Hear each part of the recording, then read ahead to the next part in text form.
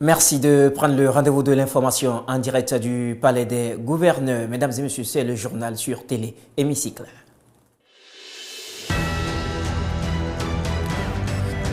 À l'Assemblée nationale, il y a des personnes qui accompagnent le président de l'institution dans l'accomplissement de certaines tâches. Dans le lot, on retrouve des chargés de mission. Vous découvrirez leur rôle dans cette édition.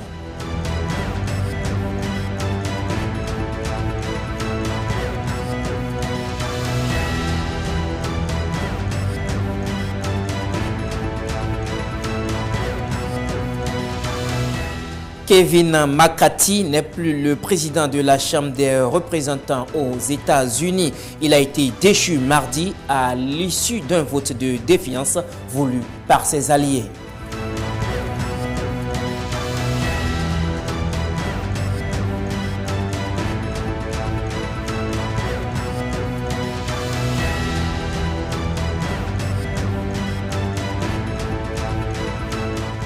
En page magazine, on s'intéresse aux cérémonies dites à Porto Novo, de véritables moments de réjouissance qui sautent à l'œil les week-ends.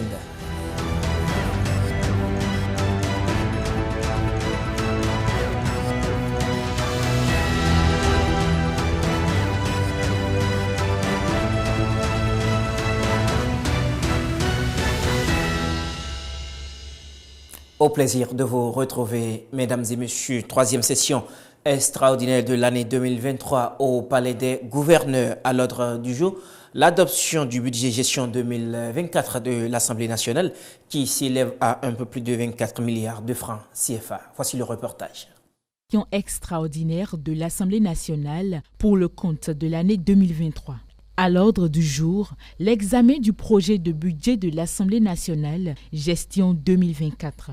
Après la vérification du quorum, le président de l'Assemblée nationale, de commun accord avec ses collègues, a demandé l'observance d'une suspension de quelques heures afin que la commission en charge des finances et des échanges fasse son rapport. De retour à l'hémicycle, Louis Berounou-Vlavonou présente brièvement le projet de budget. Le présent rapport de présentation auquel sont annexés les états nominatifs d'effectifs des députés et du personnel de l'Assemblée nationale s'articule autour des deux points suivants. Le point de l'exécution du budget de l'Assemblée nationale, gestion 2023 au 30 septembre 2023. Deuxième point, c'est les grandes masses du budget gestion 2024. Place à présent au débat général. En peu de temps, Monsieur le Président, nous avons pu lire et bien décortiquer le contenu des 10 documents. Nous avons constaté une bonne maîtrise des charges, puisque de 2023 à 2024, le budget est allé à la baisse. C'est à votre actif parce que ça colle bien avec la conjoncture actuelle que traverse notre cher pays. Chaque matin, avant de venir au Parlement, je me mis devant le miroir. Et je souhaiterais que tous les députés fassent pareil et se poser la question de savoir s'ils sont fiers des actes qu'ils posent en venant ici. Ne nous demandez pas de voter un budget qu'on n'a pas eu le temps d'étudier. Je ne peux qu'associer ma voix à ceux qui ont salué la qualité de ce budget. Moi, je n'entendais pas moins parce que je connais la qualité de ceux qui l'ont préparé, leur dextérité. Je suis aussi un de ceux qui se mirent le matin, un de ceux qui se regardent même dans plusieurs coins du miroir pour me rendre compte, en venant ici, de quel homme je veux être et quel homme je suis. Et je peux vous dire que je suis fier de ce qui se passe ici. Le gouvernement a fait cas de la transmission du projet de loi de finances, exercice 2024. Une transmission évoquée avant même que le Parlement ne débatte de son budget. Si certains s'interrogent, d'autres élus comprennent et expliquent. Ce qui se fait au niveau du gouvernement est le début d'une formule administrative qui va suivre son cours. Tant que nous, ici à l'Assemblée, n'avons pas reçu un document, un texte, n'avons pas reçu le budget, nous ne sommes liés à rien pour parler de l'existence d'un budget. Suite à ces échanges, le budget de l'Assemblée nationale gestion 2024, qui s'élève à plus de 24 milliards de francs CFA, a été voté à la majorité des députés présents et représentés. L'Assemblée nationale a adopté en sa séance plénière du lundi 2 octobre 2023 son budget gestion 2024 qui est arrêté à la somme de 24 milliards 788 969 569 francs CFA par 72 voix pour, 28 contre et 0 abstention.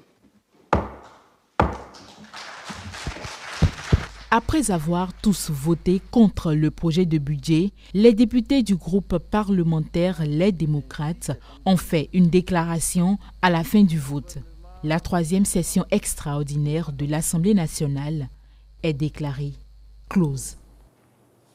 Les chargés de mission sont une catégorie de personnes dont le président de l'Assemblée nationale s'accompagne dans l'exercice de ses fonctions. Ils ne sont pas à confondre avec les conseillers techniques.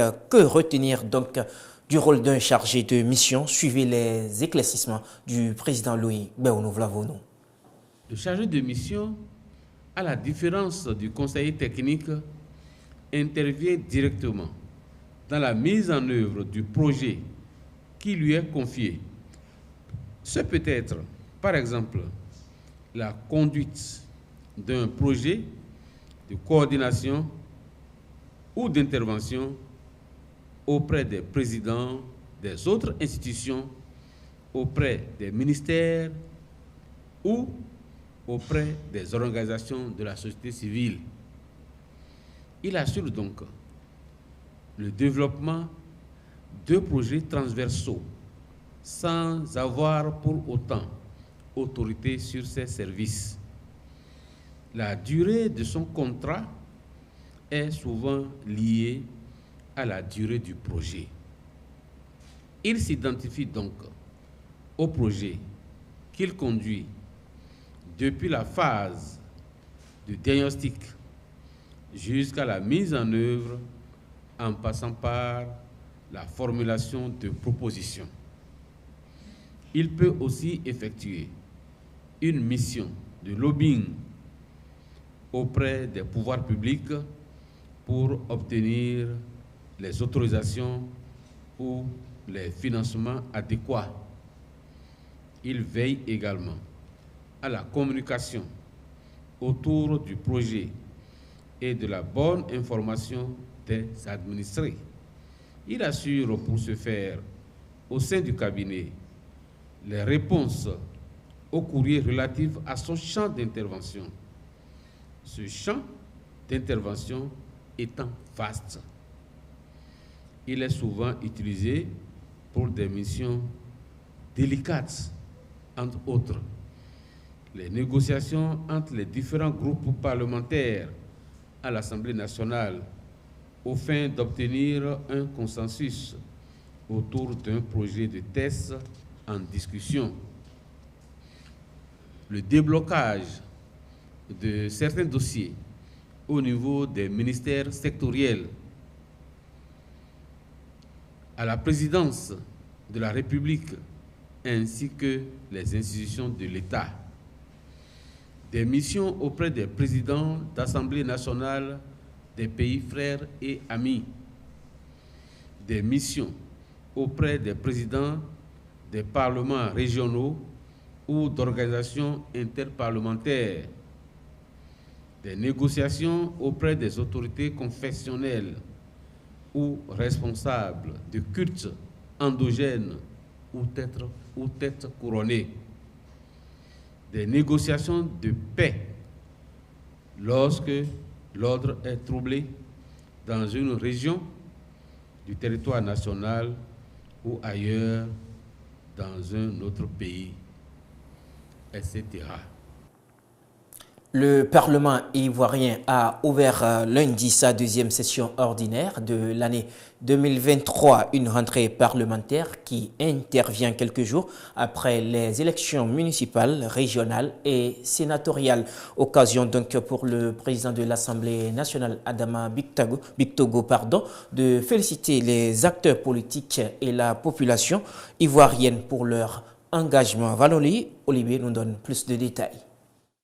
La deuxième session ordinaire de l'Assemblée nationale au titre de l'année 2023 a été ouverte ce lundi 2 octobre en Côte d'Ivoire. C'est le président du Parlement, Adama Bictogo, qui a présidé la cérémonie. Dans son discours officiel d'ouverture des travaux, le président de l'Assemblée nationale a tout d'abord salué la maturité d'esprit et l'engagement citoyen des acteurs politiques et surtout de la population ivoirienne pour avoir préservé un climat de paix et de cohésion malgré les enjeux électoraux récents. Adama Bictogo a ensuite jeté un regard global sur la situation économique du pays en mettant un accent sur la persistance de la crise russo-ukrainienne. Une crise qui, selon lui, a inéluctablement un impact négatif sur l'économie du pays à travers la flambée des prix de certains produits de grande consommation. En ce qui concerne l'ordre du jour de la présente session, il sera essentiellement consacré à l'étude de 12 projets de loi ordinaires, de 3 projets de loi de ratification d'ordonnances et de 3 projets de loi d'autorisation de ratification de conventions internationales.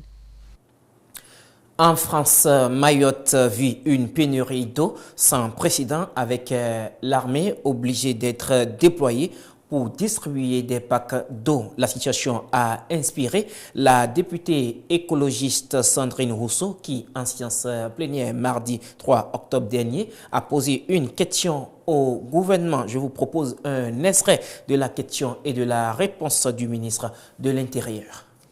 Imaginez la ville de Strasbourg, 270 000 habitants à peu près, privée d'eau 2 jours sur 3. Imaginez que lorsque l'eau coule enfin du robinet, elle soit marronasse, qu'elle donne la diarrhée. Imaginez que des enfants n'aillent plus à l'école faute d'eau.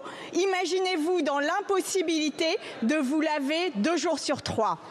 Et pour boire, les habitants de cette ville doivent acheter des packs d'eau entre 6 et 10 euros qui font l'objet de spéculations et peuvent se revendre encore plus cher. Tout cela se passe à Mayotte. Et c'est loin Mayotte, très loin. Pourtant Mayotte, c'est la France. Bien sûr, on peut dire qu'il s'agit d'une sécheresse exceptionnelle, mais ce serait voir qu'une partie du problème. Ce dont il s'agit ici, c'est bien d'une crise de l'abandon par l'État. Sans eau, tout est menacé. Bien sûr, le ministre des Outre-mer a proposé 35 millions d'investissements d'urgence, 1/10 du coût de l'autoroute A69, quelques bouteilles d'eau, 350 millions investis on ne sait pas quand, des pansements, du déni, à la fin de l'incompétence. Nous ne l'accepterions pas une seconde dans l'Hexagone. Pourquoi l'acceptons-nous à Mayotte? Ma question est simple, monsieur le ministre. Pour le gouvernement, les Mahorais sont-ils des Français comme les autres? Imaginez une députée qui pose une question à Mayotte sans jamais s'y être rendue. Madame la députée, votre intervention est particulièrement démagogique.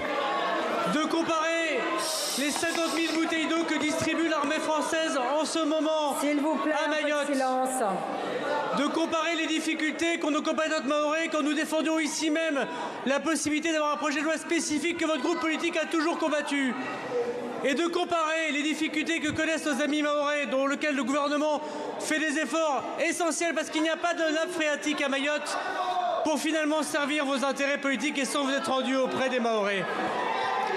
Madame la députée, travaillez plutôt avec nous pour fournir à la population mahoraise sa véritable autonomie, en effet, en eau, elle qui connaît sans doute la plus belle terre de la République, mais qui connaît malheureusement le retrait et les enjeux politiciens, madame, dont vous êtes manifestement l'incarnation. Imaginez un ministre qui parle de sécheresse sans jamais avoir compris le réchauffement climatique.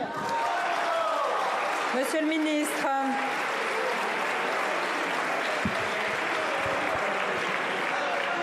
Madame la députée, vous ne voulez pas voir que l'un des problèmes de Mayotte, c'est sa surpopulation. Et que lorsque nous nous battons pour des opérations de reconduite à la frontière, lorsque nous nous battons pour la scolarisation des enfants, lorsque nous nous battons pour construire un deuxième centre hospitalier. Vous votez contre toutes les décisions qui concernent Mayotte. Et aujourd'hui, vous voulez nous faire croire, alors que les Mahorais réclament la fermeté de la République, que vous êtes de leur côté. Mais venez dans 15 jours, venez dans 2 mois, venez dans 3 mois, quand nous allons tous les mois avec le ministre des Outre-mer à Mayotte nous accompagner. Sortez de Paris et allez à Mamoudzou. Aux États-Unis, la Chambre des représentants est sans président depuis mardi. Le speaker Kevin McCarthy a été déchu. Une destitution venue de son propre camp. L'aile ultra-trumpiste des républicains menée par Matt Gaetz, le représentant de l'État de Floride, a pactisé avec des démocrates pour avoir la tête du désormais ancien chef de la Chambre des représentants à l'issue d'un vote de défiance. Suivez le point de la situation fait par nos confrères de France 24. C'est un speaker déchu qui traverse le Capitole. Kevin McCarthy arbore un sourire figé. Le républicain vient d'être évincé de son poste, une première dans l'histoire du Congrès. À l'heure de quitter cette chambre, je me sens chanceux d'avoir servi le peuple américain. Je quitte mon poste de speaker avec un sentiment de fierté, d'accomplissement et d'optimisme. Je pense que je peux continuer le combat d'une manière différente. Je ne me représenterai pas, je laisserai la Chambre choisir quelqu'un d'autre. Kevin McCarthy le sait, il est la victime des dissensions au sein de son propre parti. C'est une motion de censure votée à une courte majorité par les démocrates et les républicains proches de Donald Trump qui a précipité sa chute. Un résultat dont se félicite Matt Gaetz, l'élu républicain à l'origine de la procédure. Il faut que Kevin McCarthy comprenne le message. Il est devenu speaker après 15 tours. Pendant 8 mois, il a raté son mandat et il est évincé d'une manière historique. Je pense que nous devons passer à autre chose et trouver quelqu'un d'autre. C'est l'échec de Kevin McCarthy qui a paralysé la Chambre. Matt Gaetz reprochait à l'ancien speaker ses négociations avec les démocrates en vue d'éviter un shutdown le week-end dernier. Il l'accusait également d'avoir conclu un accord avec Joe Biden sur le soutien à l'effort de guerre ukrainien. Une aubaine pour les démocrates désireux de laisser les conservateurs gérer eux-mêmes leur division. L'aile droite des républicains doit résoudre les problèmes qu'elle crée. Nous n'avons rien à voir avec la guerre civile qui se déroule chez les républicains. Dans un communiqué, la Maison-Blanche a appelé au remplacement rapide de Kevin McCarthy. L'éviction du speaker républicain ouvre une période d'incertitude pour la Chambre des représentants.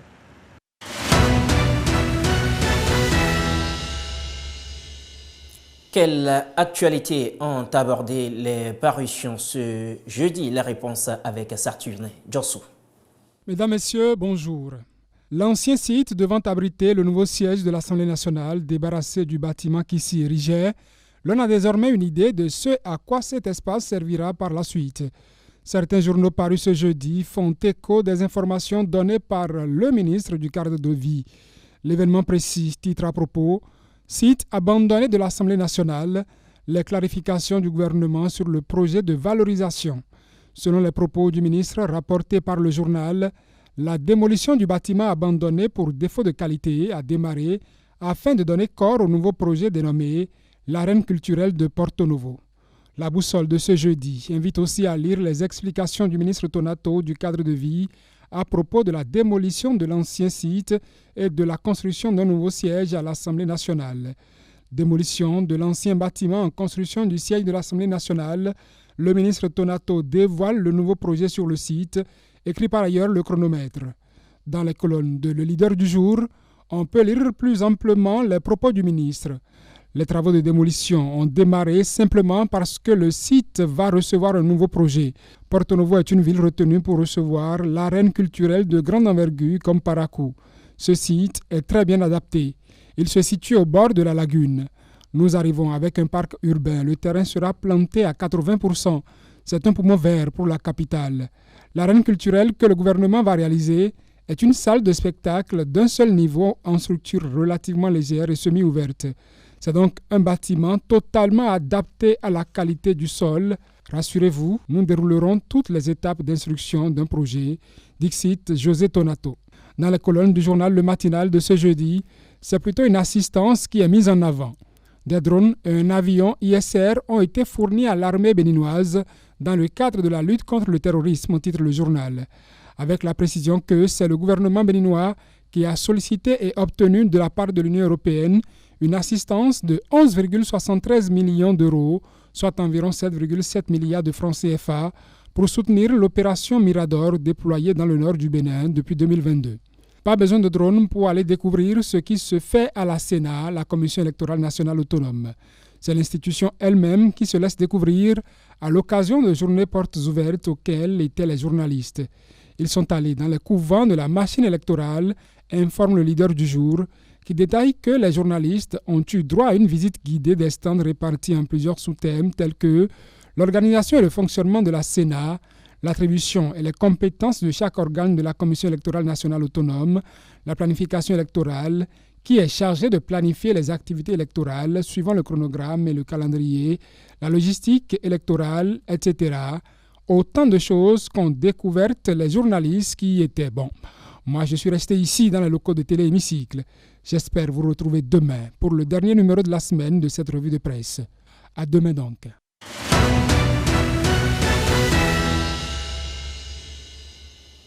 Chaque événement à Porto Novo est source de réjouissance, qu'il soit heureux ou triste. Il est souvent célébré avec faste. Ainsi, lorsque vous voyez des gens en tissu uniforme surmontés du gobi, il n'y a plus aucun doute, il y a du Agor dans l'air.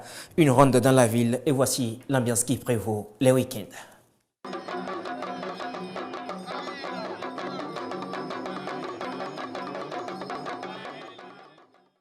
Voici le visage que présente Porto Novo les week-ends.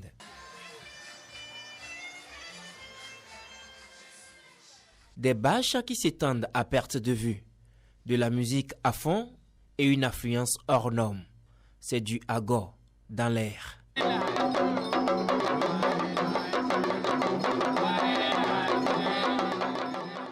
On sent qu'il faut mettre derrière soi le stress du boulot, les problèmes de la vie, et puis on rentre dans une autre tendance. Voilà quoi. On change complètement de monde. On fait sa vie à Porto Novo.